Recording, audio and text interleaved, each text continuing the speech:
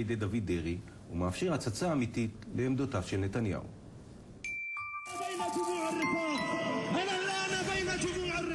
השנה היא 2001.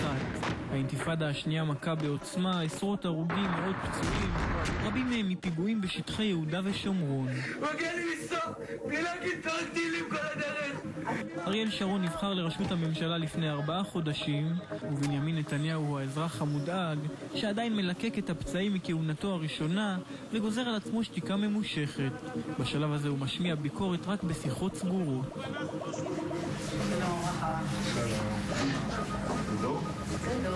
נתניהו מגיע לביקור ניחומים אצל גאולה הרשקוביץ'. בעלה נרצח באירוע ירי, ולאחר 3 חודשים היא איבדה גם את בנה באירוע ירי אחר.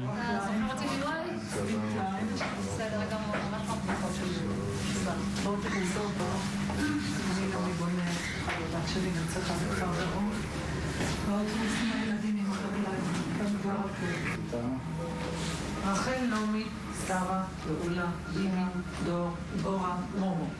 אנחנו בבית אלה, הוא חשוב, אין דבר, והתאמר גם אחד. לאט, רגע, הוא לא בורח עוד. אני לא נראה גם כל כך מנהר. זה בטוח, בבית אלה דאגי לך, האם אכלתם צורנו עכשיו? ככה הוא לאט. צריכים להתאושש. אני שם לב שבמעגל הזה עד מומו, כולם ספגו פגיעה. כל אחד צריך. מה זה יישוב? וכולנו גרים ביישוב הזה. אנחנו 6 משפחות שכולות בעופרה. אנחנו את הגברים שלנו כבר מסרנו למדינה שלנו. לצערנו הרב מאוד. ואנחנו שואלים מה הלאה? קודם כל הלאה. ואמא תמיד אמרה, אם אריק שרון יעלה לשלטון, זה יפחדו לפחות. ודיברו. ואני אמרתי, טוב, מה קורה פה ברחוב הזה? זה איך קוראים לזה? באבל וואד. נכון, וכשאני אעשה, וכשאני אעלה, והנה הוא עלה לשלטון, ושוב פעם, אז אני מתחילה לחשוש. אבל את חששת לנסוע בכבישים האלה כשאני הייתי בשלטון? אז לא זרקו עלינו אבנים. לא, אז פחדנו לבוא לעיר. בגין אנחנו אלינו, אותך אלינו, והצבענו לך בפעם השנייה. אז הורדתם אותי. אני אומר לך, ביבי, בפורום הכי מצומצם, באמת שגם לא אמור לצאת החוצה. יש לנו הרגשה שכולם מדברים איתנו כשהם מחוץ לתפקיד, שמגיעים לתפקיד, נופל עליהם איזה קטר כזה שממסמר אותם לאיזו התנהגות שונה. כי אריק אמר לפני הבחירות, תנסו אותי ותראו. אני לא מתייחס לאריק. לא, אבל זה לא הממשלה. למה? מה קורה? מה קורה? לא אריק אישי. הוא רוצה למשוך אותו, שהוא ידבר. כמה דקות מאוחר יותר המצלמה שוב נדלקת, ונתניהו פורס בפני מארחיו את משנתו המדינית, בלי מרכאות, בלי מסכות. מתחילים עכשיו להבין את פירוש הסיסמה, יש איזה כאן. יש איזה כל מה ההבדל, מה ערפאת רוצה? הוא רוצה התנחלות אחת גדולה, קוראים לתל אביב. כן, זה מה שקלטתי שהיא באה מאנגליה אומרת, גם תל אביב היא התנחלות. מבחינתם, לדעתי גם המים הטריטוריאליים שלנו. מדע? אבל זה שהם רוצים אותנו בים, כן, אבל בים, הערבים כרגע הם מקדים מלחמת יום, אני חושב שזה ישבור אותנו. לא העיקרי, קודם כל, לתת להם מכות, לא רק מכות כל כך מכירות, שהמחיר יהיה כבד למצוא. כרגע המחיר לא כבד למצוא. התקפה רבת היקף ברשות הפלסטינית. תמיד על פחד שהכל מתמוטט. לא פוחדים, צוחקים לנו, יראו לנו לתוך הישב פה בצחוק ופשוט הם לא פוחדים לצחוק. זה מה שמביא אותם ואז, רגע, אבל אז השוק מהעולם יגיד מה, אתם כובשים? אני לא להגיד כלום, אתה לא מפחד מהעולם, ביבי. במיוחד היום עם אמריקה, אני יודע מה זה אמריקה. אמריקה זה לא שאפשר להזיז אותו בקלות, להזיז לכיוון הנכון. הם אומרים שהם בעדינו, אבל כאילו... לא יפריעו לו. אז שאם אנחנו עושים איזה משהו, אז הם... יש שווה, אז נניח שהם אומרים משהו. אז אמרו, 80% מהאמריקאים תומכים בנו. זה אבסורד, יש לנו שם תמיכה כזאת, ואנחנו אומרים מה נעשה עם הממשל ההוא היה פרו-פלסטיני בצורה קיצונית. לא פחדתי לתמד שם, לא פחדתי להתאבד עם קלינטון, לא פחדתי להתאבד עם אורן. בלאו הכי את המחיר הבינלאומי אני משלם, אז עדיף לי כבר לקבל תמורה. הוא ראה לה...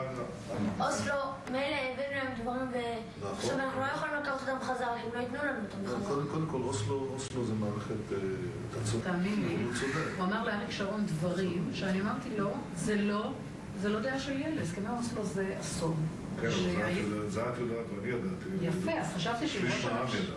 נכון, אבל חשבתי שראש הממשלה כן ידע, והוא יעשה הכל כדי איכשהו לא לעשות דברים קריטיים, כמו מסירת חברון. מה היו הסכמי אוסלו? הסכמי אוסלו שהכנסת חתמה עליהם, שאלו אותי לפני הבחירות, כן, בתנאי כפוף להדדיות וצמצום הנסיבות. אבל איך אתה מצמצם את הנסיבות? אני אתן פירוש להסכם שיאפשר לי להפסיק את הדהירה הזאת לקווי 67. איך עשינו את זה? הסכם אוסלו קבע בשעתו כי ישראל תמסור בהדרגה שטחים לפלסטינים ב3 פעימות שונות, אלא אם בשטחים האמורים יימצאו התנחלויות או אתרים צבאיים. כאן מזהה ביבי פרצה. אף אחד לא אמר מה זה אתרים צבאיים מוגדרים. אתרים צבאיים מוגדרים, אני אמרתי, אלה אזורי ביטחון. בקעת הירדן, מבחינתי זה אתר צבאי מוגדר. נכון. זה אוקיי. יישובי בית שאן, עמק בית שאן. לך תגיד. אבל אז הייתה שאלה, מי יגדיר מה זה אתרים צבאיים מוגדרים? קיבלתי מכתב מקריסטופר אליי ולערפאת באותה לשון, שאומר שישראל בלבד היא זו שתגדיר מה הם את מיקום האתרים הצבאיים האלה ואת גודלם. עכשיו, הם לא רצו לתת את המכתב הזה, אז לא נתתי את הסכם כמוהו. הפסקתי את ישיבת הממשלה, אמרתי, אני לא חושב.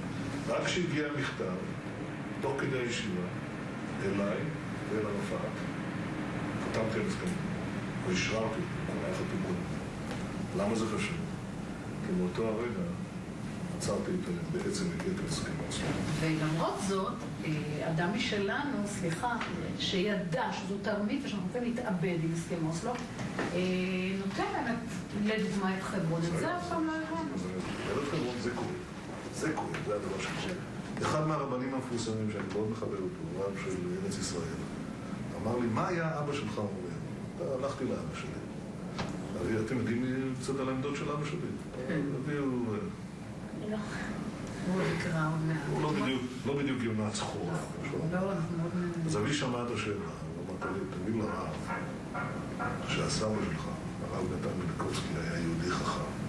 תגיד לו שעדיף לתת 2% מאשר לתת 100%. וזו הברירה שעומדת כאן הפרק. אתה נתת 2%, ובזה עצרת את הנסיגה הזאת במקום 100%. החוכמה היא לא להיות שם ולהישבר.